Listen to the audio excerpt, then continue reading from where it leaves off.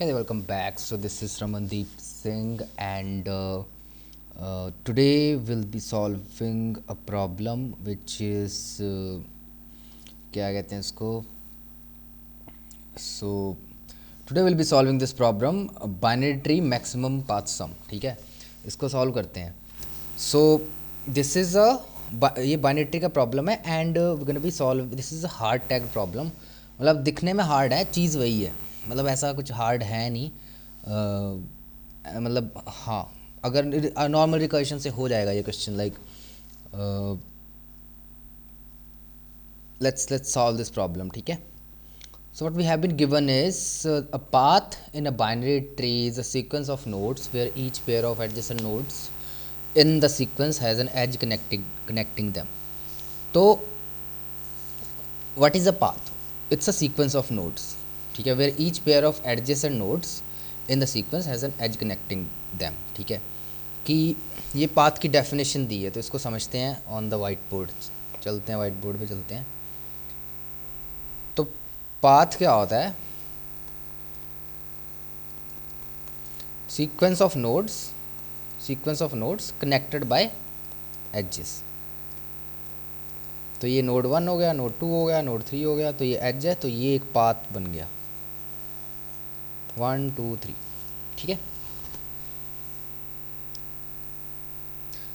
A node can only appear in the sequence at most once. Note that the path does not need to pass through the root. तो जो हमारा node है, कोई भी एक node है, वो उस पाथ में एग्जैक्टली एक बार ही आएगा. मतलब मान लीजिए इसके अगर 2 चाइल्ड है, -2 4, 2 चाइल्ड है, तो ये एक पाथ हो गया. This is, let's call it P1. Then 1 -2 4, ये दूसरा पाथ हो गया. तो 2 पाथ हो गए. कौन कौन से? 1 -2 3. -2 नहीं है ये, चलो -2 चलने देते हैं. 1 फिर -2 फिर 4. तो ये हो गया हमारा पाथ 1, ये हो गया हमारा पाथ 2. ठीक है. ऐसा नहीं है कि मतलब इट्स नॉट समथिंग लाइक कि आप ऐसे लिख दोगे 1 -2 3 -2 4 कि ये एक पाथ बन गया. No, this is not a path. These are the paths. Split हुआ है ना, -2 पे स्प्लिट हुआ है. यहाँ से इसके 2 चाइल्ड नोड्स हैं, 2 पाथ्स यहाँ से मर्ज हो रहे हैं. तो दे लाइक वो ये वाला जो पार्ट होगा वो या तो इटसेल्फ खुद एक पाथ है या फिर एक ऊपर से किसी चल रहे पाथ का हिस्सा बन सकता है. Similarly on the right side we will have another path. ठीक है, कि या तो अब यहाँ पे क्या क्या पॉसिबिलिटीज़ हैं, या तो ये एक पाथ हो गया, या ये एक पाथ हो गया, या फिर एक पॉसिबिलिटी हो रहा है कि ये एक पाथ हो गया. ये देखो 3 2 4, ये एक पाथ हो गया. 3 पाथ हो गए हमारे पास. पाथ नंबर 3 क्या है? 3 2 4. 3 से 2, 2 से 4, नॉट 2 -2. ठीक है. 3 paths we have here. I hope the definition of path is clear, and we can see that path does not necessarily contain root node. As we can see here in the path number 3, which starts at 3 and which ends at 4, it do not contain the root node, which is 1. ठीक है. So the path do not necessarily contain the root node. Cool है. So how we can solve this problem? Let's understand this with an example. ये वाला लेते हैं. -10 9 20 15 7. -10, and then we will have 9, and then we will have 20, and then we will have 15 7.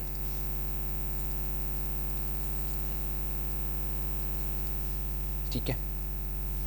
चलो आते हैं इस पे. ठीक है. So this is the root and we are supposed to find the maximum of any path. ठीक है. अब देखते हैं कि कैसे इसको सॉल्व करना है. सॉल्व करने के लिए हम क्या करेंगे? What we can do is we are going to हम एक फंक्शन बनाएंगे. So let's create again helper function. So let's create that helper function. अगर पहले वाले क्वेश्चन सॉल्व किए हैं and let's. So this helper function returns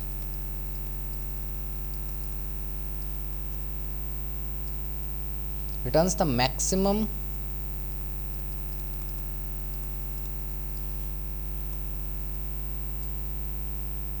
path sum for the tree rooted at node. तो ये जो नोड है दिस वन, ये वाला जो नोड है, ये वाला दिस वन, इस पे रूटेड कुछ भी हो सकता है. ये इस पे रूटेड जो ट्री है या सब ट्री है वहाँ तक का मैक्सिमम सम मेरे पास आ जाएगा. फॉर इंस्टेंस मान लीजिए ये नोड लेते हैं, तो ये अपने आप में भी एक बाइनरी ट्री है ना. हालांकि इसका लेफ्ट नोड और राइट नोड नल है,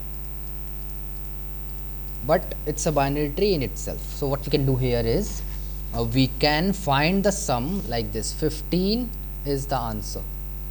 Sorry, not the 15. So from the left subtree the maximum sum is 0, from the right subtree the maximum sum is 0. So the maximum sum for the tree rooted at this node 15 would be 15 itself. 15 ही होगा वो. Why? Because that's the only node we have. For 7 it's 7. ये क्या होगा? For 7 it's 7. For 20 what it would be? 20 के लिए क्या होगा? 20 के लिए अब देखो, अब 20 के लिए ये हेल्पर फंक्शन क्या रिटर्न करेगा? लेफ्ट सब ट्री से मैक्सिमम सम निकालेंगे, राइट से मैक्सिमम सम निकालेंगे. तो लेफ्ट से जो मैक्सिमम सम क्या है लेफ्ट सब ट्री से, वो 15 है. राइट से क्या है 7 है. तो कौन सा चूज़ करेंगे इनमें से? ये वाला. और फिर 15 में ऐड कर देंगे 20. तो ये वाला पाथ बन गया मेरा कि ये वो पाथ है for this sub tree rooted at 20 which has maximum sum. 20 + 15 is 35. ठीक है. ऑल्सो एक चीज़ और है कि यहाँ से 15 रिटर्न कर रहे हैं, यहाँ से 7 रिटर्न कर रहे हैं. तो 7 हर नोड के लिए अपना एक आंसर है. इसके लिए 7 है, इसके लिए 15 है, इसके लिए क्या है, इसके लिए आंसर क्या है? इसके लिए आंसर 15 + 20 इट्स 35. ठीक है, इट्स 35. तो मतलब जब यहाँ पे कॉल होगा कि इसका पेरेंट नोड जब पूछेगा कि ठीक है give me the maximum some path, या मतलब वो वाले पाथ का सम रिटर्न करो जिसका सम मैक्सिमम है, तो ये नोड 35 रिटर्न करेगा टू द पेरेंट नोड. ठीक है. फॉर इंस्टेंस यहाँ पे मान लीजिए 10 है, -10 this node let's call the same function for that. Now this will, तो यहाँ से तो 9 रिटर्न हो जाएगा, यहाँ से रिटर्न होगा 35. यहाँ से 9 आ रहा है, यहाँ से 35 आ रहा है. तो कौन सा चूज़ करेंगे? 35 चूज़ करेगा ये, और 35 में -10 ऐड करेंगे, इट वुड गिव मी 25. तो the maximum path sum for the tree rooted at node 10 rooted at this node would be 25. ठीक है, अभी तक के लिए. अब इसमें ये नॉर्मल केस कंसिडर किया हमने, but we also have a case where, जैसे मान लीजिए यहाँ पे हो सकता है कि अब ये तो इस पाथ का सम है 15 20 -10, इस तरह से हम जा रहे हैं. But we may also have some paths like this. We may also have a path like this path, कि यहाँ से तो 15 आ गया, यहाँ से 7 आ गया, है ना. तो 15 + 7 + 20, यहाँ पे अगर सम करें तो मेरे पास सम कितना आ जाएगा? 42. तो ये वाला पाथ का सम जो मेरे पास 42 आ रहा है ना, तो ये भी अपने आप में एक आंसर है, अपने आप में एक पाथ है. ठीक है. तो we will also have to consider that thing as well. ठीक है. So let's jump to this thing. यहाँ आते हैं वापस. तो this returns the maximum path sum for the node rooted at this node. But for considering this thing कि भाई हाँ ये चीज़ें भी हैंडल हों, हम एक एक्स्ट्रा वेरिएबल पास करेंगे. Let's call it answer variable. इसको अपडेट करते जाएंगे फॉर एवरी नोड, ठीक है। तो इसको बनाते हैं, हेल्पर फंक्शन की डेफिनेशन लिखने की कोशिश करते हैं। हेल्पर नोड, अब देखो अगर तो नोड नन है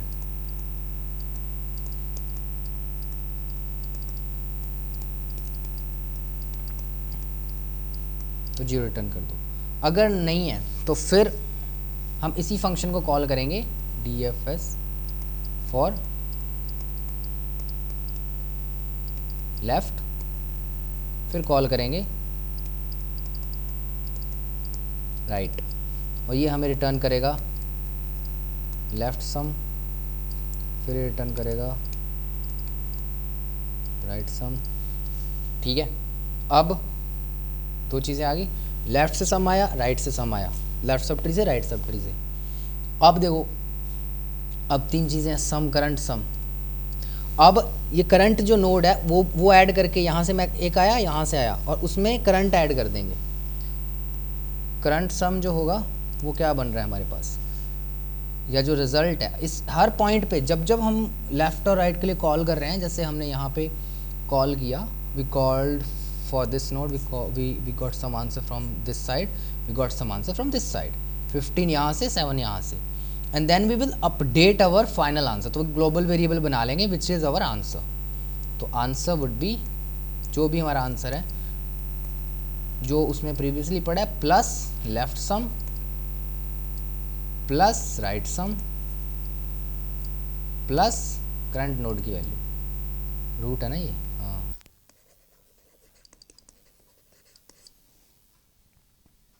कि हर नोड पे हम इसको भी अपडेट कर रहे हैं, we updating this one. After that at the end of this function what we gonna do is we will return क्या रिटर्न कर देंगे, तो हमारे पास आंसर भी है, और क्या हमारे पास आंसर है, what we gonna return. After that क्या रिटर्न कर रहे हैं इसके बाद हम, ठीक है, max of answer, left sum right sum, root dot value, ठीक है, रिटर्न कर देंगे मैक्स। अब ये तो है कि अब देखो रिटर्न, ये फंक्शन का पर्पस क्या था, ये फंक्शन का पर्पस था कि भाई करंट नोड पे तो खड़े हैं, करंट नोड पे तो खड़े हैं, जब मतलब दिस इस नोड पे जो रूटेड है, इस node rooted at this node, हमारे पास जो भी आंसर मिल रहा है वो मैक्सिमम आंसर निकालना है ना। अब हो सकता है कि वो आंसर वो तो यही होगा ना, max of left sum right sum plus root dot value, मतलब इट्स मोर ऑफ लाइक कि करंट, जैसे यहाँ पे 20 15 7, तो एक तो ये पाथ तो हमने अपडेट कर ही दिया हमारे आंसर में, ये वाला 15 + 20 + 7 यहाँ अपडेट हो गया। अब यहाँ से 15 आया, यहाँ से 7 आया। अब हो सकता है कि ऊपर कोई ऐसा नोड हो सच दैट जब हम ये वाला पाथ कंसिडर करें, this one, then the final sum is better than this one, 15 + 20 + 7 which is 42 से बेटर हो सकता है 42 से बेटर मिल रहा हो हमें। So for that we will either exclude this 15 और दिस 7, मतलब या तो लेफ्ट लेंगे या राइट लेंगे, तो वो डिसाइड होगा इनमें से मैक्सिमम कौन सा आ रहा है। तो 15 मैक्सिमम है, तो हम 15 में 20 जोड़ेंगे विच इज़ 35, और 35 रिटर्न कर देंगे टू द कॉलिंग नोड, कि इसके पास जो भी ये लेट्स से 1 है, इसको 35 मिलेगा। कि मतलब अगर इसको like we are creating a path containing this node, then the path should be like this, not like this। तो ये हमारा दूसरा केस हो गया, ठीक है। So that's all for this one. Now talking about negative values की problem आ सकती है यहाँ पे, कि हो सकता है क्योंकि यहाँ पे we have negative values in the node as well, like we had -10, तो at any point like while calculating the sum, this answer with this process, this answer may go negative. और नेगेटिव सम तो हो ही नहीं सकता. Empty tree के लिए भी सम तो जीरो ही होगा. सम कभी भी जीरो से नीचे नहीं जाएगा. ठीक है, फॉर दिस केस दिया हुआ है इसमें. किसी भी नॉन एम्प्टी पाथ का जो मैक्सिमम पाथ सम है वो क्या होगा, क्या कहते हैं उसको, वो रिटर्न करना है अपने को. तो देखो, अगर तो वो केस है कि हमारे पास लेट्स से एक ही नोड है -10, और नॉन एम्प्टी पाथ क्योंकि लेना है हमें, है ना, नॉन एम्प्टी. तो इस केस में तो जो आंसर होगा वो क्या होगा, -10 आ जाएगा, क्योंकि इसको इंक्लूड करना ही पड़ेगा. अगर मेरे पास कुछ ऐसा केस है लेट्स से -10 और लेट्स से 5, तो इस केस में क्या आंसर होगा, ये वाला नोड है ना, 6 is better than the sum of this 2 nodes, है ना. कूल है. तो इसीलिए हमें, और लेट्स से अगर मान लीजिए मेरे पास कुछ इस तरह का है, क्या कहते हैं, कोई ऐसा केस है, टेस्ट केस लेते हैं वैसा कुछ.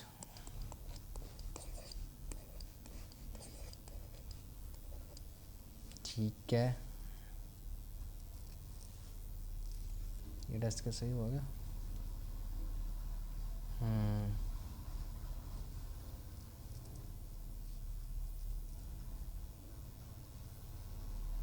हाँ, let's say this test case है. तो अगर मैं कैलकुलेट कर रहा हूँ, जैसे सम कैलकुलेट कर रहा हूँ, तो इस नोड के लिए मेरे पास -9 + 6 कितना आ रहा है, कितना रिटर्न करेगा ये, -9. तो मैं यहाँ पे -3 की बजाय 0 से अपडेट करूँगा, क्योंकि 6 + -9 is going to give me -3. But instead of this I am gonna update my result with 0, कि यहाँ से इंस्टेड ऑफ रिटर्निंग -3 मैं 0 रिटर्न करूँ, क्योंकि नेगेटिव रिटर्न करके we are like making things worse. We want the maximum sum and not the minimum sum. Maximum sum चाहिए तो number line पे होता है ना, 0 यहाँ आ गई, उससे पहले नेगेटिव वैल्यूज़ होंगी, उसके बाद पॉजिटिव वैल्यूज़ होंगी. तो मतलब नेगेटिव वैल्यू, नेगेटिव मैग्नीट्यूड कम से कम करना है.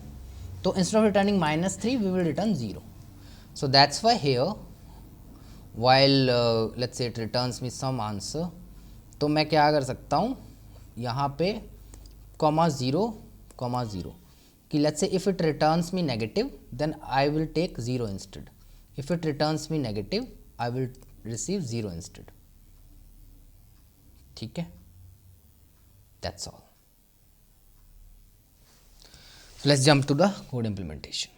तो हेल्पर फंक्शन बनाते हैं इसका.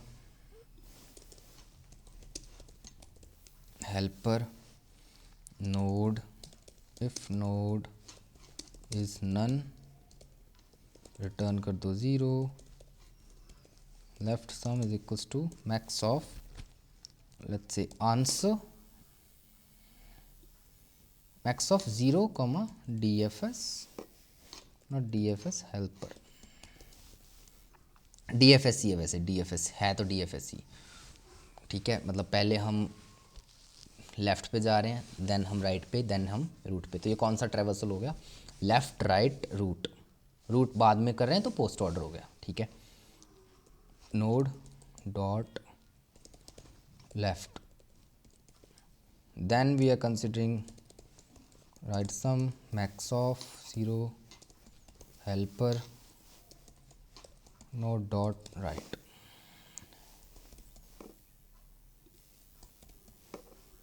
ठीक है, व्हाट आफ्टर दैट, उसके बाद क्या,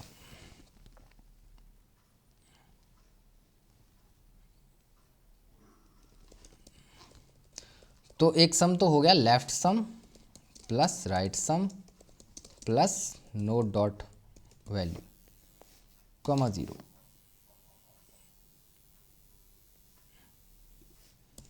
मैक्स ऑफ दीज 2. एक तो ये हो गया. तो हमारा जो आंसर होगा, आंसर वेरिएबल लेट्स से हम ग्लोबली बना लेंगे यहाँ पे हमारे कॉलिंग फंक्शन में. Self dot answer equals to इसको इनिशियलाइज कर देंगे let's say with the root node की जो वैल्यूज, ठीक है। चलो, या फिर नेगेटिव वैल्यू से कर सकते हो। और फिर यहाँ पे आंसर में ये आ गया, और फिर रिटर्न कर देंगे max of left sum comma right sum plus root dot value. So what do we have after that, root dot value, और उसके बाद return the self dot helper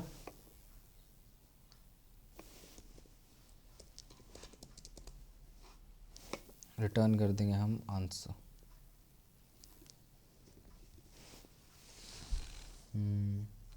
sorry,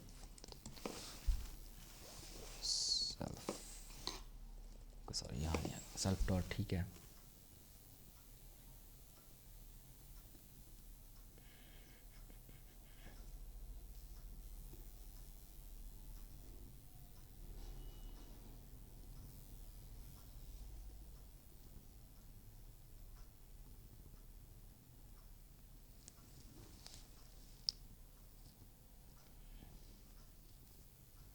self is not defined, oh not self it's self, ठीक है।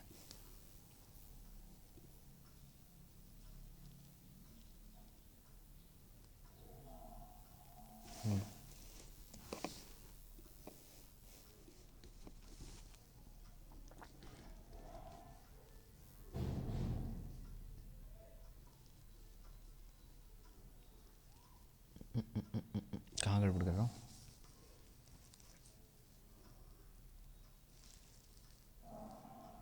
अच्छा, self dot answer this, ठीक है।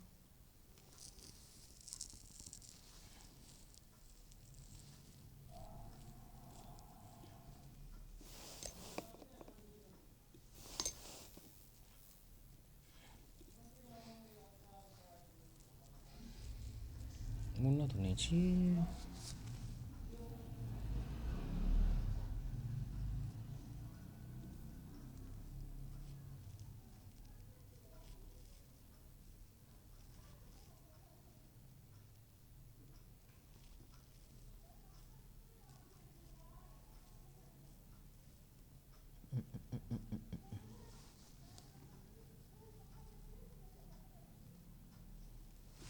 Okay sorry, max of self dot answer, यहाँ mistake कर रहे हैं।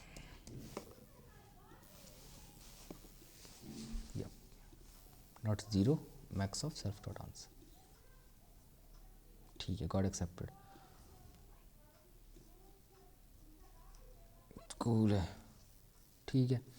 So this is nothing but a post order traversal का क्वेश्चन था, थोड़ा सा सोचना था बस। And what's the time complexity for post order traversal? We all know it's big of n, and for what is the space complexity? Big of n, big of n. Why? Because we are like, this is a recursion, we are using recursion, so the space complexity becomes big of n, ठीक है। So that's the asymptotic analysis, and that's all for this video, and that was a really interesting problem. I will recommend you, after you watch this video, if you really want to learn this thing, then you should try these problems. Difference between these problems you should try, है ना, they are very similar to this one. It's just an application of DFS traversal, ठीक है। So that's all for this video, hope to see you all in the next video, till then bye bye.